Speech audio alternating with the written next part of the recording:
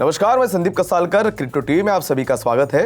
Crypto world से जुड़ी नई खबरों के साथ आइए देखते हैं क्या कुछ हुआ क्रिप्टो की दुनिया में। सबसे पहले रुक करते हेडलाइंस की ओर। यूएस इन्फ्लेशन के पूर्वानुमान के बाद क्रिप्टो करेंसी में आई गिरावट, $19,000 रहा बिटकॉइन। एसईसी ने अगस्त तक ARK21 share spot bitcoin ETF के निर्णय को बढ़ाया आगे। एंडरसन हॉरोविट्स यानी A16Z वेरिएंट ने $18 मिलियन राउंड को लेंडिंग प्रोटोकॉल मॉर्फो लैब्स के लिए किया लीड। NBA की टॉप शॉट सेल्स ने छुआ 2022 का निचला स्तर, $50 मिलियन से ज्यादा का हुआ नुकसान। एंथनी पोम्प्लियानो की क्रिप्टो हायरिंग फर्म ने जुटाए $12.6 मिलियन, राइवल को किया एक्वायर। क्रिप्टो को फाइनेंशियल एसेट के रूप में रेगुलेट करेगा दक्षिण अफ्रीका। कजाकिस्तान के प्रेसिडेंट ने क्रिप्टो माइनिंग टैक्स को बढ़ाने के लिए कानून किया पारित। क्वार्टरली मूव में बंद किए गए $400 मिलियन से ज्यादा मूल्य के BNB टोकन। अब देखते हैं खबरें विस्तार से। यूएस रिटेल इन्फ्लेशन के 4 दशक के उच्च स्तर पर पहुंचने के बाद क्रिप्टो करेंसीज में गिरावट देखने मिली। एनालिस्ट की एक्सपेक्टेशन को मात दी और इस फैक्ट को रेखांकित किया कि कीमतों को नियंत्रित करने में फेडरल रिजर्व पीछे हो सकता है। वही बिटकॉइन को गिरावट दर्ज करते हुए $19,000 के करीब ट्रेड करते हुए देखा गया। कंज्यूमर प्राइस इंडेक्स इन्फ्लेशन के 9.1% तक पहुंचने के बाद यूएस स्टॉक्स में एक फ्रेश 41 ईयर हाई गिरावट आई। जैसा कि इकोनॉमिस्ट ने 8.8% का अनुमान लगाया था। इन्वेस्टर्स को अगली फेडरल रिजर्व पॉलिसी की मीट में 75 to 80 basis point rate hike का अनुमान लगाने के लिए प्रेरित किया। ऐसे में ब्रॉडर मार्केट S&P 500 इंडेक्स में 0.8% की गिरावट देखी गई, जबकि टेक हेवी नैस्डैक को 1% से ज्यादा नीचे देखा गया, जो इन्वेस्टर्स की निराशा का संकेत देता है। जबकि बिटकॉइन और दूसरे क्रिप्टो करेंसीज द्वारा पिछले कुछ महीनों में यूएस स्टॉक की परफॉर्मेंस को मिरर करते हुए देखा गया है। इन सब के बीच बिटकॉइन को पिछले 24 घंटों में ओवर 3.5% नीचे गिरते हुए $19,050 पर देखा गया, जबकि उसी समय के दौरान ETH ने ओवर 3.5% की गिरावट के साथ अराउंड $1,000 पर ट्रेड किया। वहीं दूसरे मेजर ऑल्ट कॉइन्स को भी नुकसान के साथ ट्रेड करते हुए देखा गया। United states securities and exchange commission यानी SEC ने ARK21 शेयर्स के spot bitcoin exchange traded fund यानी ETF को 16 जुलाई से 30 अगस्त तक अप्रूव या डिसअप्रूव करने की समय सीमा को आगे बढ़ा दिया है।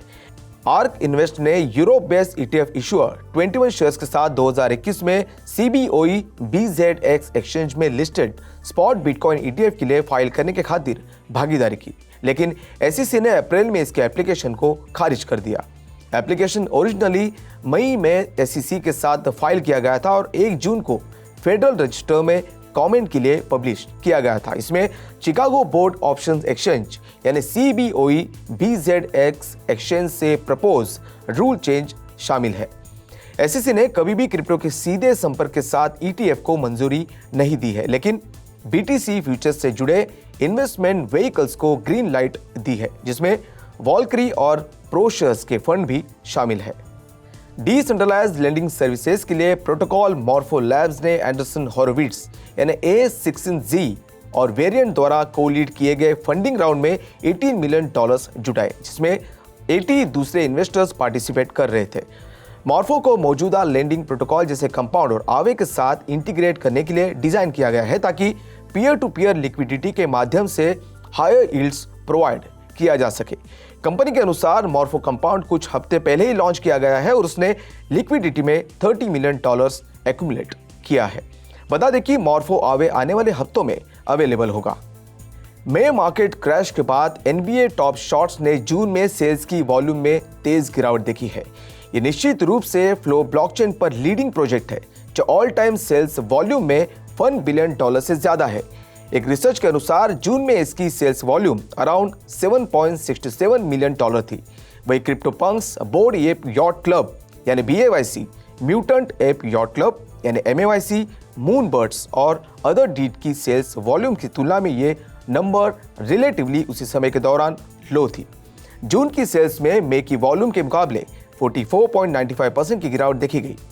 मई में सेल्स $13.93 मिलियन के क्षेत्र में था और जनवरी में सेल्स अप्रॉक्सीमेटली $59.02 मिलियन पर देखा गया था। इस तरह से फ्लो करंटली पिछले 24 घंटों में 5% की गिरावट के साथ $1.41 पर ट्रेड कर रहा है।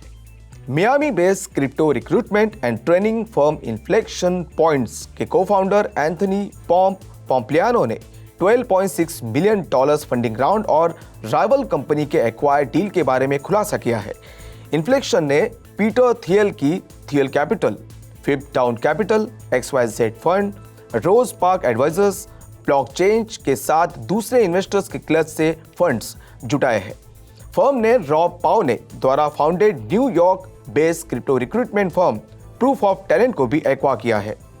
पोम्प्लियानो एक मीडिया पर्सनालिटी और इन्वेस्टर जिसके 1.6 मिलियन ट्विटर फॉलोअर्स और नियरली 400,000 यूट्यूब सब्सक्राइबर्स है। उसने कॉल्टन साकामोटो के साथ 2021 की शुरुआत में इन्फ्लेक्शन पॉइंट्स को को-फाउंड किया था। फर्म जिसे पहले पॉम क्रिप्टो जॉब्स के नाम से भी जाना जाता था। साउथ अफ्रीका रिजर्व बैंक यानी SARB डिप्टी गवर्नर क्यूबेन नायडू ने पुष्टि की है कि देश क्रिप्टो करेंसी रेगुलेशंस को लागू करने की योजना बना रहा है जो इस सेक्टर को आंशिक रूप से मदद करेगा।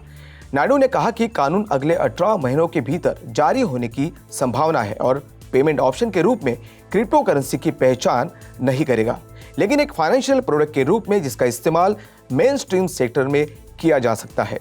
क्रिप्टो करेंसीज को देश के फाइनेंशियल इंटेलिजेंस सेंटर द्वारा फाइनेंशियल प्रोडक्ट यानी FIA के रूप में रेगुलेट किया जाएगा। Agency money laundering, tax evasion और टेररिस्ट फाइनेंसिंग जैसे वाइसेस में डिजिटल एसेट्स के इस्तेमाल को मॉनिटर करेगी। इसके अलावा रेगुलेशन देश में क्रिप्टो करेंसी एक्सचेंजेस के मैनेजमेंट की रूपरेखा तैयार करेगा जिसमें क्रिप्टो लिस्टिंग पर प्राइमरी फोकस दिया जाएगा। कानून मौजूदा बैंकिंग सेक्टर रेगुलेशन जैसे कि नो योर कस्टमर यानी KYC गाइडलाइन से भी एक पेज शामिल करेगा।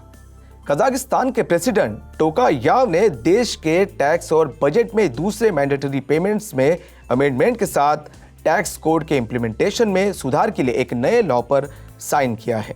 अमेंडमेंट्स बिटकॉइन माइनिंग के लिए सेपरेट टैक्स रेट्स बनाते हैं। इस तरह से एक सर्टेन टैक्स पीरियड के दौरान कॉइन्स बनाने के लिए रिक्वायर्ड इलेक्ट्रिसिटी की टिपिकल कॉस्ट के आधार पर एग्जैक्ट फीस डिसाइड किया जाएगा।